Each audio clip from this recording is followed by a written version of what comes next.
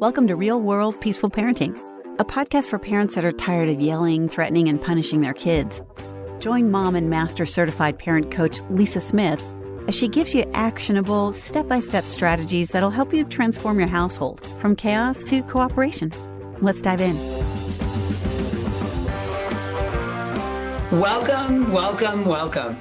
Welcome to today's episode.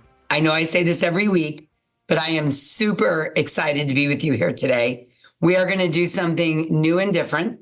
So hang in with me for a second and be sure to let me know if you like this format. You can reach out to us at support@thepeacefulparent.com or send me a DM on Instagram at @peaceful_parent. So today I am joined by an extra special guest. Today, Neil is joining me. Neil is a Hive member. He is a parent who has had a massive transformation in his own parenting. He is the father of two adorable little guys and a husband and an entrepreneur. He and his wife own several businesses together. Neil also is the primary caregiver of his boys. He stays home with them during the day while running businesses. And so we call him I guess we would call him a stay-at-home dad. And he's also devoted to pickleball and his meditation. And he is a very active and integral member of the Hive. And I'm thrilled to have gotten the opportunity to know him. We're also both fellow basketball fans, so we have that in common, although we don't root for the same team. So Neil, I've invited Neil today. We sort of cooked this up together, if you will. And I am going to hand over the microphone to Neil, the host duties for today. And Neil has taken on the task of interviewing me, and he's compiled a list of questions from his fellow Hive members of things that he anticipates you might want to know or ask me. So with no further ado, I'm going to welcome Neil and hand over the hosting responsibilities to him for the day. Thank you, Lisa. I'm really excited to be here. I'm honored that you would allow me to do this. You know, I'm going to talk about the theme of trust before I get into these questions. And for you to trust me like this, to flip the script, it's an honor. I really appreciate it. And it just shows how much you believe in Hive members and how much you believe in our relationship. And I'm excited to be here. Outstanding. Yes. Yes to all of that. That feels good. Awesome. So I wanted to give a brief introduction. So this podcast, Lisa had dubbed it, Ask Me Anything. And I ask a lot of questions. My whole life, you know, I've asked questions in my religious community. After every sermon, there's an opportunity for the congregation to ask questions. And I usually always raise my hand. And so it's been no different in the Hive. But I will say it's been a journey. Coaching can be uncomfortable. We're asking someone to help us with things that we aren't comfortable with in ourselves and our families. We let our guard down and basically say, can you help me fix my shiz? It involves trust. So I've recommended the Hive to the people in my life like candy. And I've noticed that the people whom I've told about, the few people I've told about, they haven't joined quite yet. So at first I felt disappointed. She likened it, it's kind of like telling someone that they would really benefit from going to the gym. You know that going to the gym is good, but it takes energy to make the change and also to consistently do it. Change happens gradually over time, and real change happens when you're ready for it and when you've built up enough trust to do something about it. Brene Brown compares trust to a marble jar, where little acts done by someone for you are like little marbles that fill up a jar. And gradually, when that marble jar fills up to capacity, that is what trust is. It's built up over time, and the coaching relationship is no different. When we take the step to be vulnerable, to really think about what are we weak in, what are the things that bother us, what are the things we need help with, it takes courage to do that. And also just a willingness, you know, and then perhaps also an excitement to embrace change. And so I myself started my journey into peaceful parenting when I saw the change in my sister-in-law, who is part of the Hive. She went from yelling at her kids, getting stressed out often, to gradually over time, when I would visit her every few months, I noticed physically a distinct change in her. She had gone from yelling to really calmly communicating with her kids and working with them to uncover their feelings in order to just on a daily basis, get through each of the parenting needs and challenges in her life. And so for me, I started listening to the podcast. I probably listened for, a few months. And then, I said to my wife, Carrie, I don't think, I really like this podcast. I know our sister-in-law is part of it. I'm thinking about joining. What do you think? It's going to be a very nominal monthly charge. And I think this could be good for us. Like, what better thing could I do, as a dad than to be a good father and to really parent them in a way that sets them up for success? And she said, yeah, sure. Go ahead and do it. That'd be great. And I did. And I think throughout the evolution of our relationship, I've always admired how in every circumstance where I had some uneasiness, some discomfort about, can I really ask you about this? Or are you okay with me asking regular questions? Or am I asking too many questions? Or, even the types of questions, like I've noticed that sometimes the questions aren't really even about your children. I think one thing that literally as a peaceful parent, one of the foundation of it is ourselves being peaceful. Mm-hmm. And so I've asked Lisa about how to be peaceful with my neighbor who tried to claim adverse possession to take our land. I've asked her about things in the past I've dealt with. And I can say honestly, it's helped me to be a more calmer person. And I want to say this because I think it's essential, is that if your kids weren't to change one iota, the benefit of peaceful parenting, I would say the greatest benefit is to yourself. If you think about dominant and permissive parenting styles, it's exhausting. In dominant parenting, you're exerting so much energy to yell, to punish, to control your child's behavior. And in permissive parenting, your children are basically controlling your life. So peaceful parenting gives you the tools to calmly work with your kid to build connection and achieve that cooperation. Many people in my life, my mom, people in my temple community have told me the tremendous transformation that's taken place. And it's really exciting. Things that I've struggled with for decades, just the tools that we learn in the Hive, the ability to talk to people about things that are so deep. And I think that it's really cool working with you to just the practical techniques, the humor, the range of topics we discuss. It's been great. And it's been great for me as an at-home dad that I have the privilege to dial in, to ask questions regularly on a weekly basis. And it's something I look forward to every week. So with that said, my purpose behind participating and being enthusiastic and for this podcast is this is my homage to Lisa, that I've developed a set of questions that I've kind of been making a note of, but I kind of been too hesitant to ask Lisa because I was thinking these are kind of a little out there. I don't know if she'll really appreciate, that I'm asking them, during these coaching calls. And Lisa has kindly said, let's do it, fire away. And so with that, I'm removing all my inhibitions and I'm just asking the ask me anything questions. And I want to invite for those who are listening to the podcast, who are interested in coaching, and also those who are current Hive members who maybe are hesitant to ask questions, to open themselves up. I trust Lisa, and I hope that you do too in listening to the podcast and also looking for peaceful parenting coaching. Thank you. I would like to add that I believe that inside the Hive, we create a community where people do feel welcome to ask what they need to ask, that it's a community of support. There's no judgment. I mean, this is really the mission, a place to come where you don't feel alone, where you're not alone, where you're not broken. You may need some support and tools, a place to come where you feel that support, and anything's fair game. And, I'm really proud of the community. I'm proud that I get to lead it. I'm honored. I'm humbled by the work I get to do. And it brings me so much joy to serve the people through this podcast, but also serve the people that are ready to go a layer deeper inside the Hive. Yeah, definitely. I appreciate that.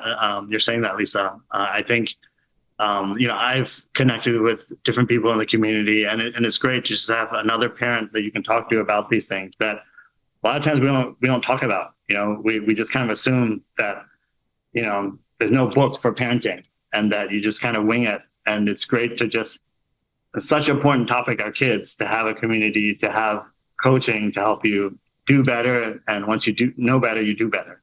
Yeah. Okay, bring it. Let's jump in. All right. So I've organized these questions into several different topics. Maybe this is kind of like Jeopardy, but raising your kid, theoretical questions specifically about Lisa, and then edgy, controversial questions. So I'm going to take a sampling from each, and we're going to keep cycling through it as long as we have time on this podcast. All right. So with that, I'm jumping right in. So this is from Raising Your Kid. Is there a peaceful financial parent set of principles that I can cultivate? How would I get coaching on this or learn to see my blind spots? What are the financial lessons I need to be building in my kids? Great question, Neil. And, I think the answer is really looking at the parent's relationship with money, because I think it all starts with evaluating, how do I feel about money? Does money scare me? Am I in a place of lack around money? And I'm not talking about what your bank account says, right? It's deeper than that. It's the philosophy of money. Do I feel an abundance for money and things? What principles would I like my kids to learn? Is it important to me that they are savers? Some families say yes, some say no, right? Is it important to me that my kids work for things? And I would always bring parents back to, what is your core philosophy about running your life, about things you want, about money? From a non-judgmental place, I don't think that people who spend the money they make are worth more or less than the people who save money. I don't think that people who are uber savers are worth or have a higher value. And so it's really getting clear on, what are my values around money and things, and how the money comes in and where the money goes when it comes in. And then how do I want to model those lessons? It's probably a word we'll use a lot. Model those lessons for my children. So for example, if I'm wanting my children to save, but I'm consuming all the money that comes in, then I need to have a look at that differential and make peace with that, right? We say frustration is when there's a gap between expectation and reality. So if the reality is I want my kids to be savers, maybe because I never was, and I'm a consumer, then I might be frustrated that my kids aren't saving their money. But what have I modeled at home? Yeah, that's fascinating. I thought you were going to say read Susie Orman or Dave Ramsey. I love that you talked from a very individual level about what are our thoughts about money and what it means to pass that on to our kids. So thank you. I appreciate that. I have to say this. I work with coaches sometimes that are just starting out building their own coaching practice. And one of the first exercises that we do is we get clear about the messages we got as kids about money, about how we feel about money, about how we feel about taking people's money. And there's a lot of processing behind the scenes we received growing up, and we continue to receive in the current state a lot of messages about money, and we're processing those and making conclusions. And, this could go for any number of topics, right? This is sort of how the brain works. So really understanding that and doing an inventory. I'm always a fan of doing an inventory first. Where do I stand on this before I go to my children and attempt to discuss or model a topic or a value? That's awesome. Yeah. And, you've probably just spawned about 10 other questions that I'm going to ask you, in the Hive. But I'm really glad that, I asked you that because it's something that's been on in my mind. I'm going to flip to the next question. What's the difference between peaceful and gentle parenting? How do you feel about other parenting styles? Is there a hierarchy of some being better than others? You've talked about dominant. Even in one coaching call, I've heard you say that, if you had to choose between dominant and permissive, you choose dominant every time. And you talked about the effect that has on kids. So that said, podcast called Peaceful Parenting. What are your thoughts about these other parenting styles? And yeah. Well, I love that we call the podcast Real World Peaceful Parenting, because I feel like what I really aim to do is give practical tips that are easy and we can put to use today at the end of listening to the 20 or 30-minute episode. I consider peaceful parenting to be setting limits for our children with kindness and empathy, but enforcing the limits that are set. I also consider peaceful parenting to value the relationship over the behavior and to really understand feelings and needs. So that's my middle point. I define it as, dominant parenting, and you alluded to it earlier, Neil. Dominant parenting is when we're using our power to come over and control our children. So that's a key word there, control. Permissive parenting is when we allow our children, whether it's conscious or unconscious, we allow our children to use their power and our fears to come over and control us. And as you eloquently said in the introduction, both of those are exhausting. I think we could call this peaceful parenting, can also be called conscious parenting. It can be called gentle parenting. I know there's some other adjectives used. So I see some people use gentle parenting to mean permissive parenting. Some coaches, some advertisers, some influencers. And I don't like when they do that because, again, if the definition is you're a peaceful parenting, gentle parenting is you're using power to come alongside your child. So you're the leader. You're the peaceful leader of the household. You're setting the tone. You're setting the limits. You're setting the rules. You're deciding what we're going to spend our weekends doing. You are in charge because you have the fully developed brain. And you're using all of that knowledge and values and information and decisions to come alongside your child and guide them, not control them. So if one is in that lane, let's call it a lane. If you're in that lane with me, then I don't care what you call it. Sure. What I don't like is when people use gentle parenting to decide someone's in a different lane. I don't agree with that. And I call it peaceful parenting for the reason that the goal, and some of you might chuckle at this, I don't call it peaceful kids. I call it peaceful parenting because the goal here is to regulate ourselves and work on ourselves so that we can model what we want from our kids for our kids. Yeah. And so I intentionally call this peaceful parenting. I intentionally don't call it conscious or gentle parenting because I'm always working to help you, the listener, be peaceful with your kids and yourself, which is really regulated. Even when they messed up, made a mistake, done something wrong, hit their brother, yelled, stormed. Because what I know now, having a 20-year-old, is the more I modeled that for him, the more he learned it. Sure. Now, my comment about if you had to choose between dominant or permissive comes from this. What I believe and what I know from research of biology and neuroscience and psychology and parenting at the institute I studied at and data coming out now is this.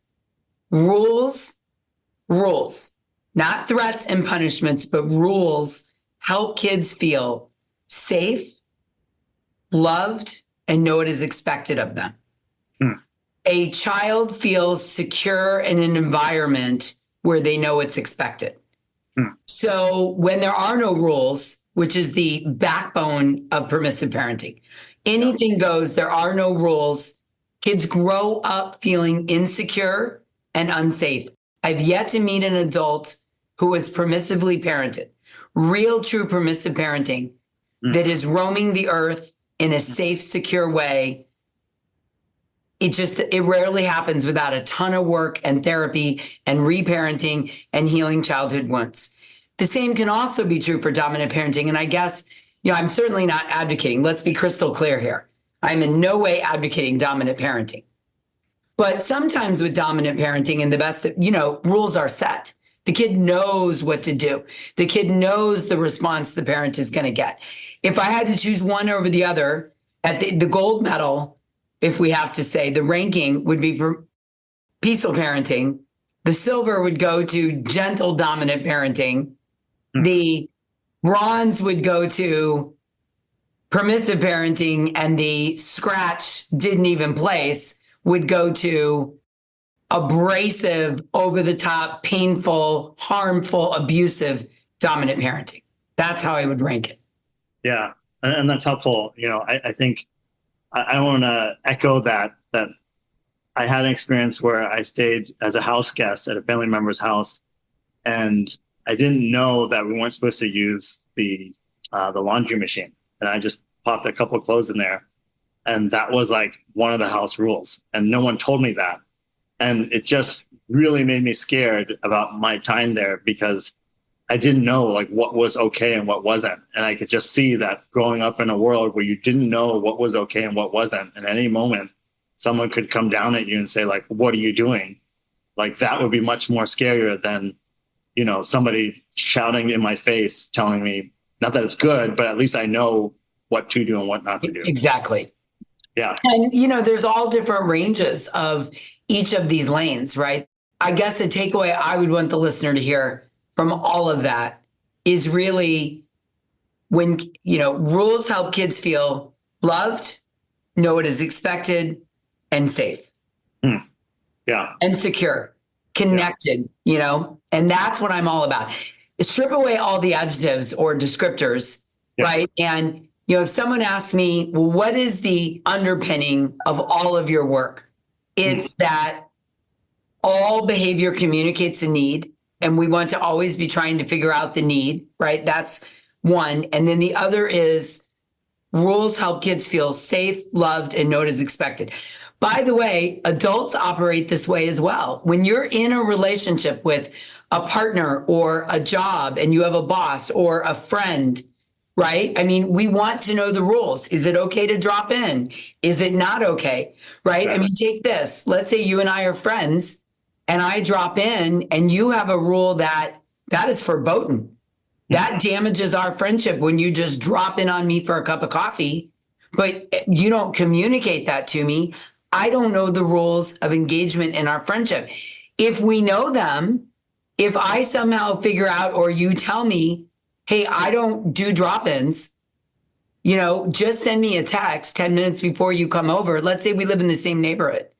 Yeah. And I walk over and knock on the door to say, hey, can our kids play together?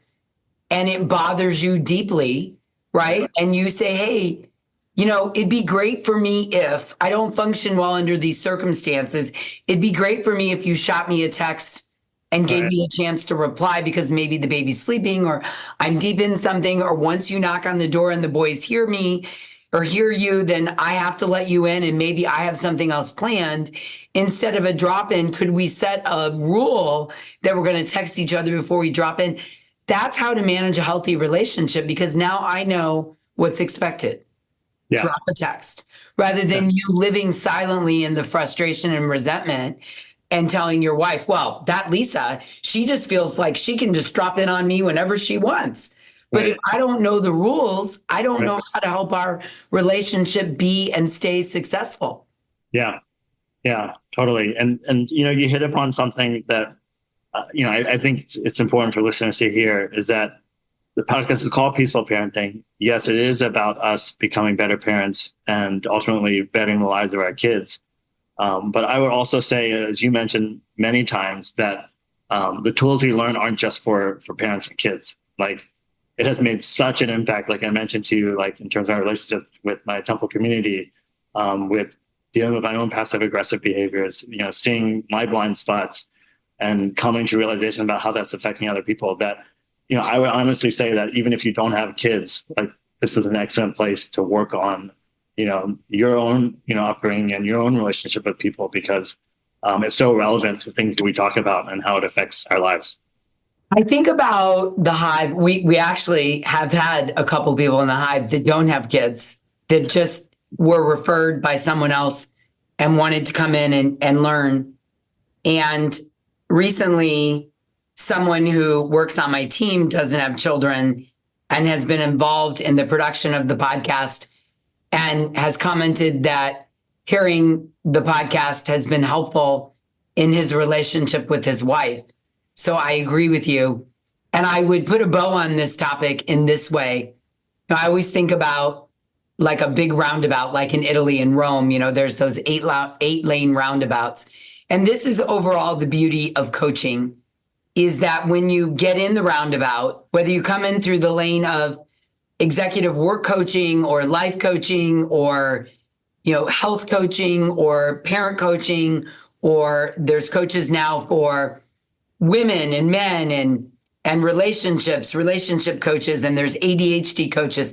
And I'm just a big fan overall of the coaching world, because what I know for sure is that if you're working with a good coach or a great coach and you enter that roundabout and you keep circling around, coaching is the rising tide that lifts all boats in your life, right? And this is what I think you're saying, Neil, and I love it, because I do feel that in the Hive, when we're working on our kids, our relationship gets better. When we're working on staying regulated at home, we bring that to work. When we're working on healing our childhood wounds, suddenly we relate to our parents better. You even said your relationship with your mother has gotten better.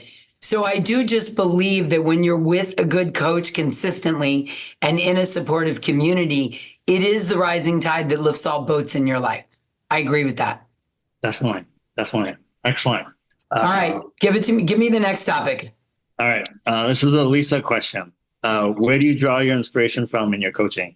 In the Hive, you mentioned a lot of books. Also on the podcast, you reference a lot of books and authors.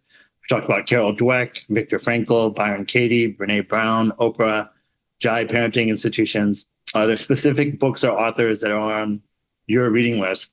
Can you share them? What are your top 5 books of all time? I really put a lot into this question. Do you have a boy? Well, let's. Yeah, I don't know if I can. I would have to. Maybe we can do part 2, because I will tell you a couple of books that have been incredibly influential. Yeah. The first one I'd have to give a nod to. My first, if you will, my very, very, very first personal development coach, mentor in my life was Franklin Covey. I read The 7 Habits of Highly Effective People when it first launched. I've read it probably 25 times since then. It sits on my bookshelf, my original copy. And I've given out tons of copies of it. And I'm a big fan of Mr. Covey's, who's since passed away, God rest his soul. Some of those foundational principles. And the biggest one was seek to understand before being understood, right? And that left a really strong impression. And I would say started me down the path of, wait a minute, things aren't always as I perceive them. I don't have to believe every thought I have, right? Another book that I read every January religiously is The Big Leap by Gay Hendricks. Okay. Another phenomenal book about zone of genius, zone of excellence, zone of competence, zone of incompetence. Again, a concept that can be applied to our parenting, to my work life. I run this business in addition to being a coach. I'm the CEO. And it was really, again, like one of those moments where it took my breath away to stop, to not judge myself at the things I'm not good at, but really look at my skills and talents in buckets, right? And to understand my zone of genius, do more of that and less of my zone of incompetence, even in my parenting. My husband and I divide up what we're good at, and we focus on what we're good at with Malcolm, and the things we aren't good at, we pass off to the other person or bring in a resource. My husband is much better at helping Malcolm with things like homework and his major and thinking about internships and kind of guiding where Malcolm wants to get to educationally. And I am so much better at well, how did that make you feel? What do you need? How can we support you? So we stay in our own lanes and we don't cross over. I was just with a couple this morning, and they tend to, we were talking about this, and they tend to get in each other's way, let's say. So the dad's in the kitchen making dinner and the mom's in the bathroom helping the son get a bath. And then the son starts to have a meltdown and the husband abandons the dinner and comes to help even when it's not needed. And then all of a sudden there's an explosion, because when a storming parent meets another storming parent and then add in a child, and then all of a sudden dinner's not getting made and we're all in the bathroom storming together. And I said to them, well, what if you just stayed in your lane unless the other parent asks you to come in and help?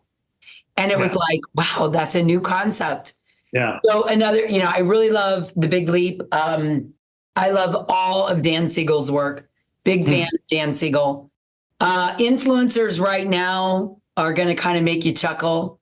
Tom Brady's a big influence. When he had his podcast, he is not doing it at the moment, but when he had Let's Go with Jim Gray for many years, I learned a lot about how the competitive athlete's mind works.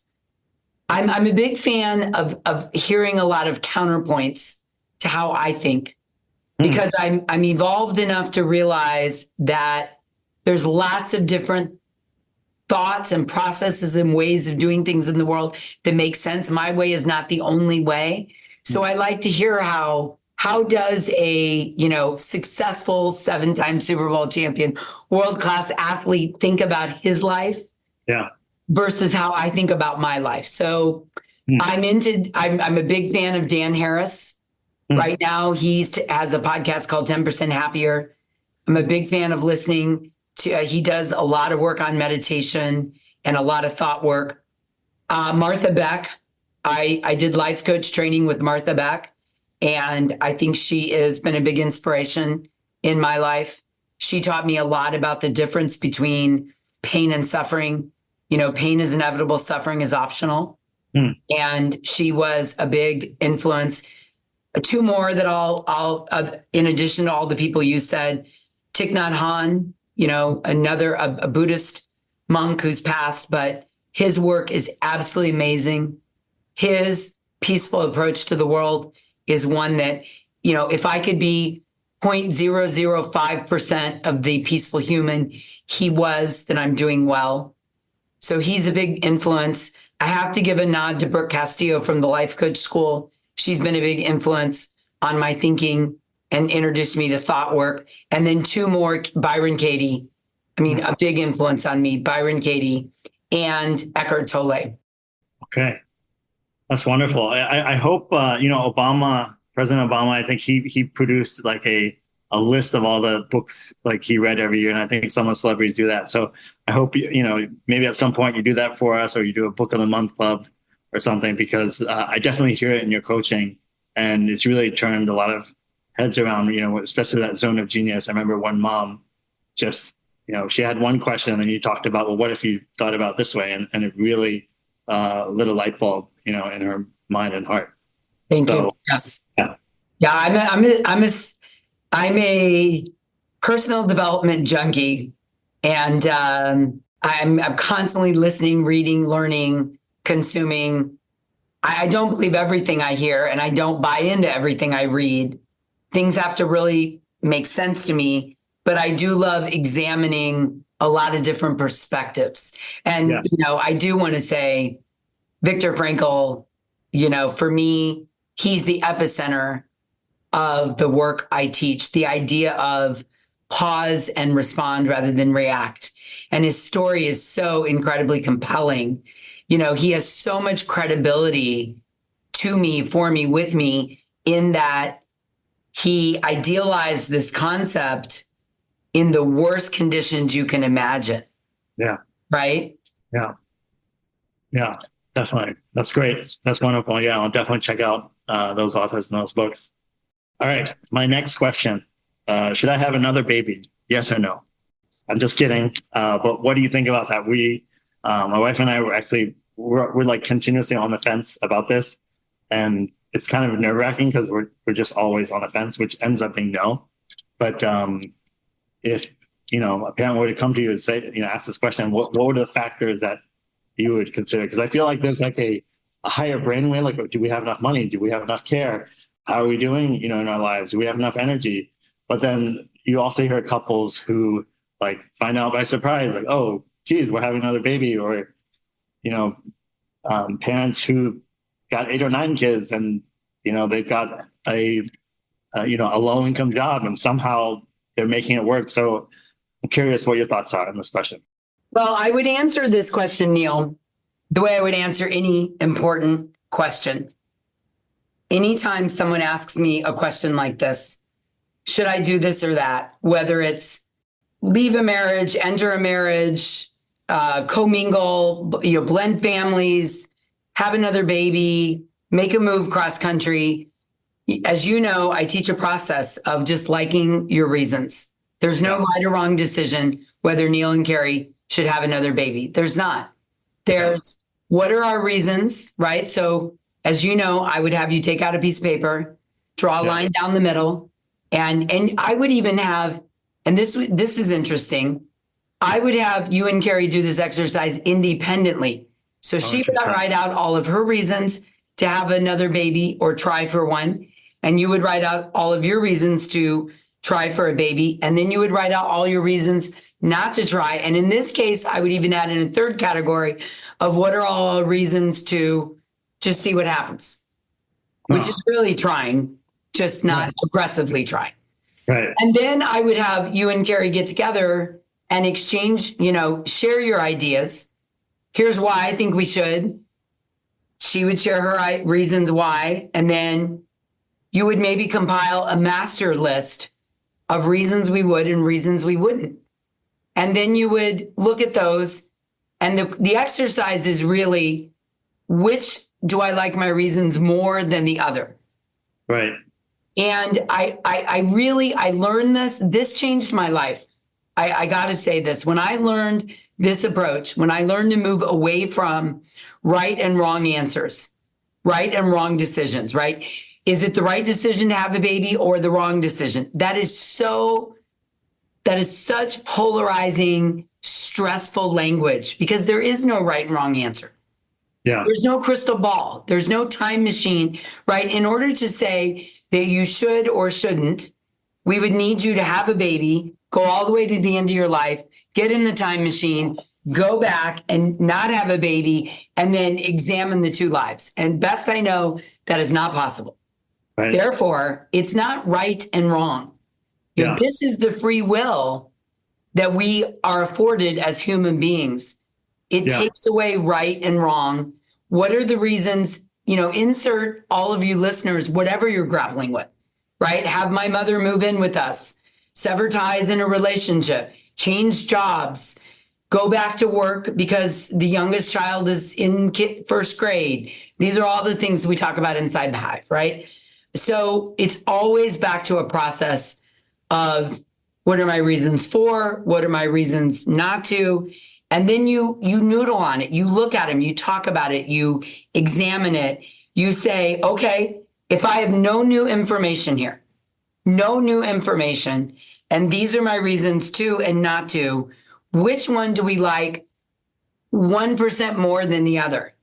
Yeah. At least, right? And then you decide formally and you go for it or don't go for it. And that's it. And until new information, the other thing I love about this is this process also helps you feel secure because it's not that it's right or wrong or someone, let's say you say it's the right decision to have a baby. And then you're talking with someone about it. Hey, Carrie and I are thinking of having a baby. What? That's the wrong decision. Then you're like, you're dysregulated in your brain, right?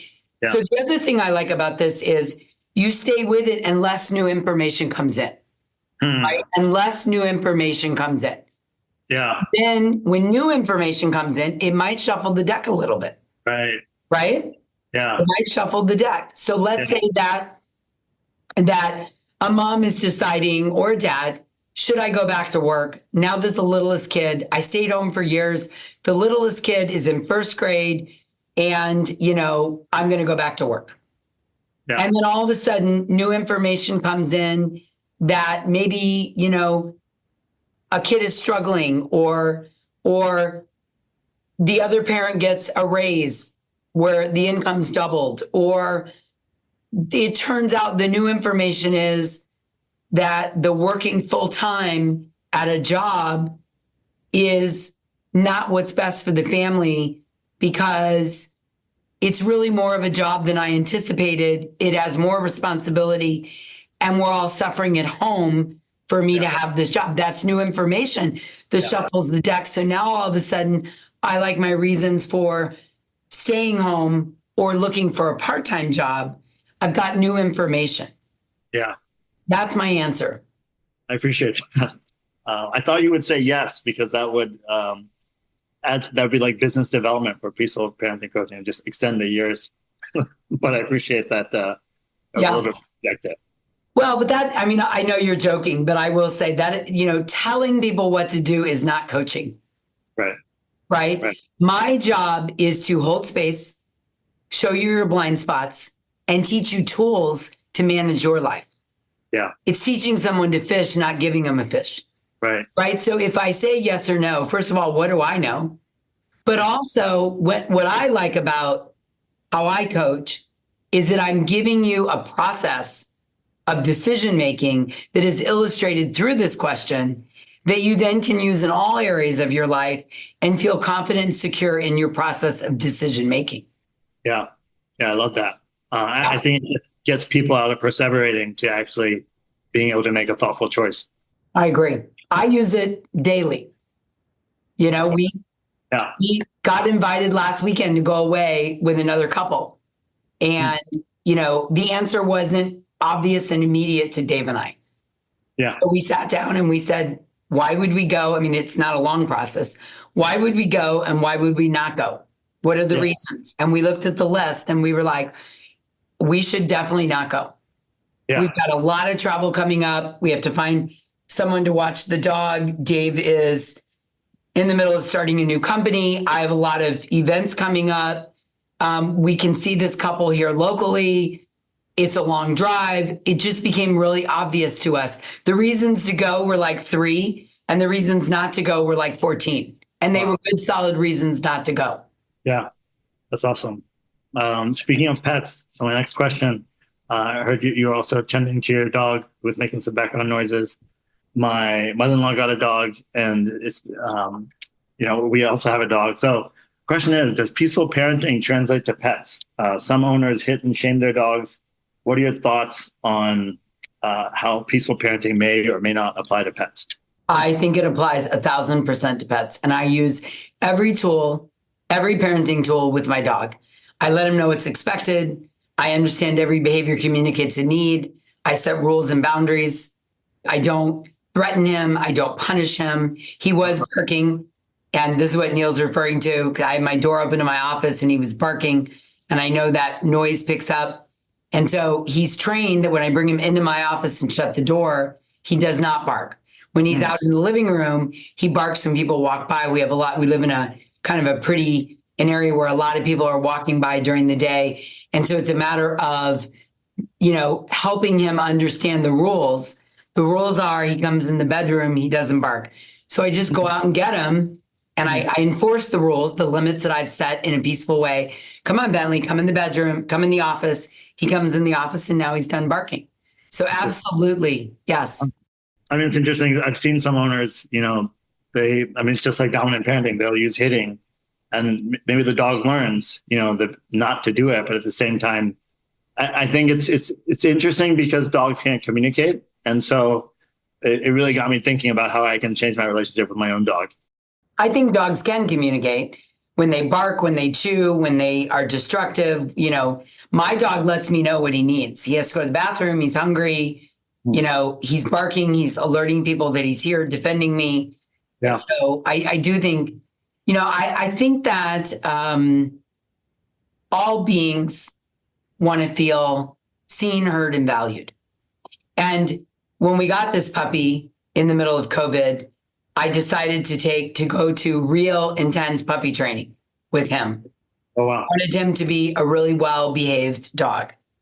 And what I quickly learned, and the person that I went to, Jose, he was awesome. And we joked, he asked me one day halfway through the training, well, what do you do for a living? We had a break. And I said, oh, well, I'm a parent coach. And he's like, well, what's that? And I explained it. And he chuckled because he said, well, what you do with parents, I do with dog owners. Oh, wow. Which is I get the dog owner to be peaceful You're saying. and firm, but kind. Oh, wow. I'm not really, he goes, we call it dog training, but it's really owner training because if the owner is doing the right things, the dog follows. Interesting. And so it's very similar. It's ironic that you asked me this question because, I don't work with the kids. I work with the parents in showing up and modeling the behavior they want from their kids. And it's the same thing when you go to dog training. It is the exact same thing. They're training the owners to cue the pets. Interesting. Well, Lisa, you opened up a whole new dimension. I'm not only going to ask you about my kids, but I'm going to ask you about how to work with my dog too. Okay, well, we'll see about that. Okay, next question. Tim Duncan is your favorite NBA player of all time. How and why? Not MJ, Kobe, Steph Curry, Larry Bird, or any other member of the 18 Celtics championship teams? It is true. It is a fact that Lisa Smith's favorite NBA player of all time is the big fundamental. Okay, so tell me why. I will tell you. So for those of you who don't know, I'm a huge basketball fan, both college, high school, college, and NBA. I am actually a devout Celtic fan. Raising that 18th banner this year just gives me goosebumps. And I respect the Celtics organization. I could name every player on the Celtic team. I love all of them. But if you ask me my absolute favorite NBA player of all time, it is Tim Duncan. And it's for these reasons. First of all, he was one of the first all-around complete players. He worked on every part of his game. He was not showy. He was committed to fundamentals, to core basics. He conducted himself on the court in a incredibly compassionate, team-oriented, I care about everybody on the court way. He showed, Greg Popovich, nothing but respect during his entire career. He was not flashy, showy. He did not need a lot of attention off the court. He did not get a lot of technicals during his career. He was not trying to intentionally get under your skin on the court. He walked on the court to play his game. He let his game speak for himself. And for that reason, and the career, listen, if you go to his Wikipedia page and you look at Tim Duncan's accomplishments, they are incredible. MVPs, awards, all team NBA. And you look at the championships he won and the great success he had, and it was with a multitude of different players, right? From Sean Elliott all the way to, the Tony Parker era. And what was the constant in all of those teams? Pop and Tim. So that says that Tim was a great player, but it also says he was coachable and he was a great player in the organization, because never once while he was on the Spurs was there ever a rumor of him being traded. And that says a lot during that time. Yeah, that's interesting. And, one of the things I've humorously commented on is that how you not only know the NBA players, but also how they were parented. And so we talked about Steph Curry, Luka Doncic. And so, it's been fascinating to hear your analysis and how far you'll look into each of these players and how it affects their game. That's another thing in the Hive that it's pretty awesome to hear about. Thank you. Yeah, I really love, I don't know a lot about his personal life, Tim Duncan, but I love his on-court. And I often think how you do one thing is how you do many things, right? So I look at how he conducted himself, and I'm really a fan. I'd love to have him on the podcast. Okay. Maybe we'll manifest that. Yeah. All right. You mentioned in coaching that a child is most influenced by the same-sex parent up to age 12. So if a parent is concerned that they're in a non-traditional parenting situation, perhaps they're single or, whatever the situation is, will not having a parent who's the same sex as my child impact their upbringing? Well, the studies show that the same-sex parent is the most influential person in a kid's life until the age of 10. So it's just until around the 10-ish years. And I don't think that if you are a single parent and you identify as one sex and your child is another, that means that the child is in some way, limited. I do encourage in those situations the parent to research and understand the energy, whether it's the masculine or the feminine energy, and just really kind of have an idea of what that looks like. We do have many single parents inside the Hive, some who are co-parenting in different households, some that have no co-parent. And it's really wanting to understand the energy, whether it's, if you're a feminine energy and you have a masculine and a child, wanting to understand the energy that child might be craving or wanting or looking for, and either bringing it yourself in some form or filling in those gaps in other ways with mentors and other influences that can fill that gap and role model that energy for the child. Yeah. And that's interesting because I've heard, I think there's a term like this child has daddy issues, or this, this kid has mommy issues. And like you hear of things impacting how that individual interacts with the other, masculine, feminine energy later on in life. And so I think for me as a dad of two small kids, seeing how much they love my wife, it kind of lit a light bulb in me that I didn't realize that, I had this influence on them as something that I should pay attention to. And I think it's just interesting to kind of appreciate that. And I think when you talk about issues, mommy or daddy issues, those are wounds. None of us escape our childhood without a wound. Nobody. I don't care who you are. And sometimes those wounds come from the absence of that parent in your life, but also it can come from having the parent, but either they weren't present, or they had their own struggles, or you were adultized, or you were made to be responsible for people's feelings, or you might have had an emotionally immature parent growing up in the household. And so those wounds can come up through those experiences as well.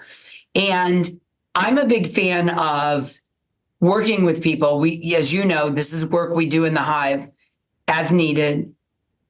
I think the bigger issue here is understanding our own wounds, because we all have them. Yeah. And when you become a parent, sometimes they were dormant for a while. I know this is what happened to me. I thought I had dealt with all of my childhood wounds because I was living this very successful, dual income, no kid life. And we call it in the parenting world, ghosts in the nursery. And then you have a child, you bring it home, and all your ghosts come out, right? Your wounds. Yeah. And they come out sometimes over time or slowly, or sometimes they slam you in the face, right? And it's really about understanding what your wounds might be and how they might be showing up, and getting in the way by triggering you, dysregulating you, holding you back, making you resentful. You might not have had a role model. I'll give you a quick example.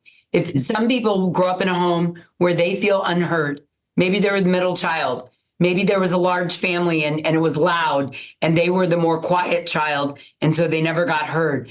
Maybe they had a parent that was emotionally immature, and every time the kid tried to speak up, the parent would take over the conversation and dominate the interaction with their own feelings. So this person grows up feeling unheard as the child. Now, fast forward, they're the parent, and the message they got, or maybe they grew up in a dominant home where their feelings never mattered. Okay. So now they become the parent, and subconsciously, way back in the back part of their brain, they think, well, now that I'm the parent, I'm going to be listened to. It's my turn. I'm going to be heard. But maybe they have a strong-willed kid who doesn't listen all the time, or a kid who storms a lot, or an overly sensitive child, an HSP. And now they feel not heard as the parent. So they didn't feel heard as the child. They didn't feel heard as the parent. So they're storming all the time. They're frustrated. They're resentful. They're dismayed. They're confused. They're storming. They're projecting, blaming, and deflecting. They're upset. They're anxious all the time. When I can work with you to uncover that and heal that wound, right? And reparent yourself and put it aside, then when your kid doesn't listen to you, you're not making it mean anything about you, and you're staying neutral and calm and regulated to help your kid listen to you. I love that, because I think it emphasizes dealing with yourself, taking yourself out of the center, and then you can actually put your kid in the center and help them be their best.